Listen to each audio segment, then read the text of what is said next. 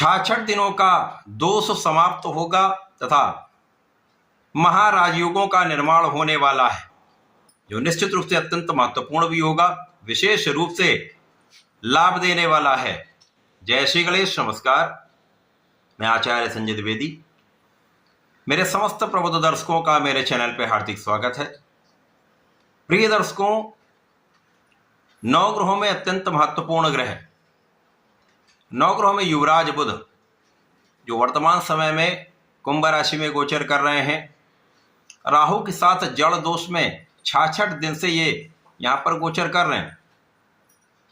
अब राहु के साथ जब ये गोचर करते हैं तो निश्चित रूप से दूषित प्रभाव प्राप्त होगा, और बुध जिन जिन कारक भाव के स्वामी हैं तथा जो जो इनका कार्यकत्व है वो जड़ दोष में चल रहा है, दूषित हो चुका है। बुध का अत्यंत श्रेष्ठ प्रभाव होता है, क्योंकि इस समस्त जगत में बुध के बिना कोई कार्चित संभव नहीं, क्योंकि जहां पर वाणी है वहां पर बुध है, जहां पर बुद्धि है वहां पर बुध है, जहां पर व्यापार है, प्रोफेशन है, कला क्षेत्र है, गायन वादन नृत्य लेखन डायरेक्शन एक्टिंग, ये सब बुध के कार्यकत्व में है। जहां पर किसी प्रकार का कोई गणित का कार्य है, आंकड़ों का कार्य है, एनालिसिस का कार्य, वहां पर बुध है। तो बुध के बिना कोई कार्चित संभव ही नहीं है। पिछले 66 दिनों से बुध राहु के प्रभाव में जड़ दोष का प्रभाव समस्त राशि के जातकों को दे रहे हैं, जिसका कुछ नकारात्मक प्रभाव समस्त राशि के जातकों को प्राप्त हो रहा है। लेकिन 10 अप्रैल को बुध राशि परिवर्तन करने जा रहे हैं। राहु के दोष से मुक्त होकर मीन राशि में इनका प्रवेश होगा।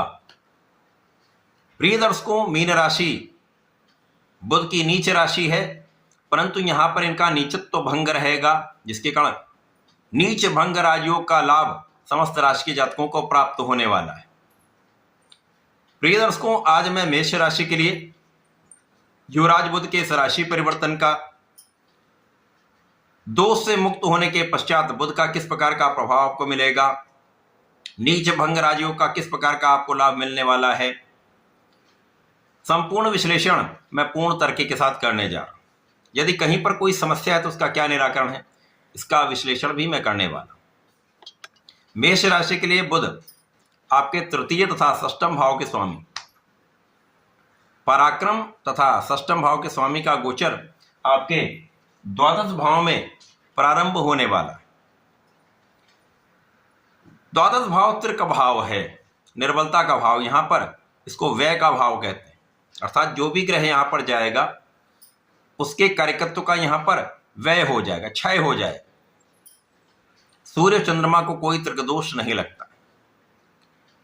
बुध यहां पर जाएंगे तो निश्चित रूप से उनके कार्यकत्व का क्षय तो होगा, जिन कारक भाव के स्वामी उनमें निर्बलता आएगी, परंतु यहां पर नीच भंग राजयोग का लाभ भी मिलेगा तथा विपरीत राजयोग का लाभ भी मेष राशि के जातकों को प्राप्त होने वाला है।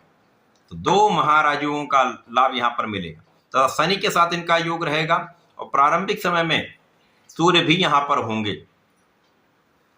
तो मेष राशि के लिए बुध का परिवर्तन कुछ व्यय तो अवश्य कराने वाला है, आपकी कुछ यात्राएं कराने वाला है।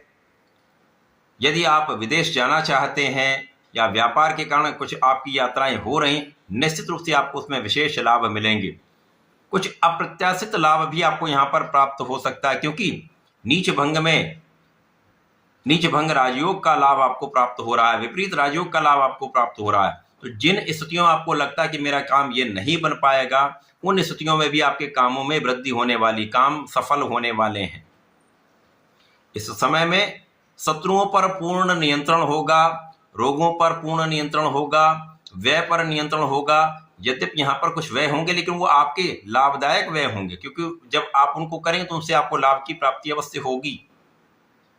इसी प्रकार से समय में कुछ मौसम के रोग हो सकते हैं, कुछ एलर्जी की समस्याएं हो सकती हैं, इनसे बचने की आवश्यकता है। जो जातक नौकरी के लिए प्रयास कर रहे हैं, अच्छे अवसर चाह रहे हैं, उनको निश्चित रूप से अच्छे अवसरों की प्राप्ति होगी। जो विदेश जाकर नौकरी करना चाह रहे हैं अथवा विदेश से संबंधित होकर नौकरी चाह रहे हैं, या विदेश से संबंधित होकर किसी कार्य क्षेत्र में जाना चाह रहे हैं, यहाँ पर अच्छे अवसरों की प्राप्ति निश्चित रूप से होगी। यहाँ पर आप उतना अच्छा परिश्रम तो नहीं कर पाएंगे, परंतु कम परिश्रम में भी आपको अच्छे लाभ की प्राप्ति निश्चित रूप से प्राप्त होगी। इस समय में कार्य क्षेत्र में वृद्धि का अवसर आपको मिलेगा, कार्य क्षेत्र में लोगों का सहयोग मिलेगा और आपके वाणी की चतुरता से तथा बुद्धि बल से यहां पर आप अपने क्षेत्र में विशेष नाम की प्राप्ति करने वाले, धन की प्राप्ति करने वाले, लाभ बढ़ाने वाले।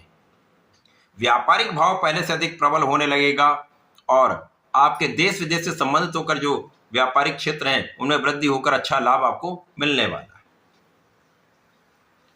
कुछ आध्यात्मिक यात्राएं आपकी हो सकती हैं। आध्यात्मिक यात्राओं में आपका कुछ व्यय हो सकता है, अनुष्ठानों में कुछ आपका व्यय हो सकता है, ये आपके लिए अच्छा है।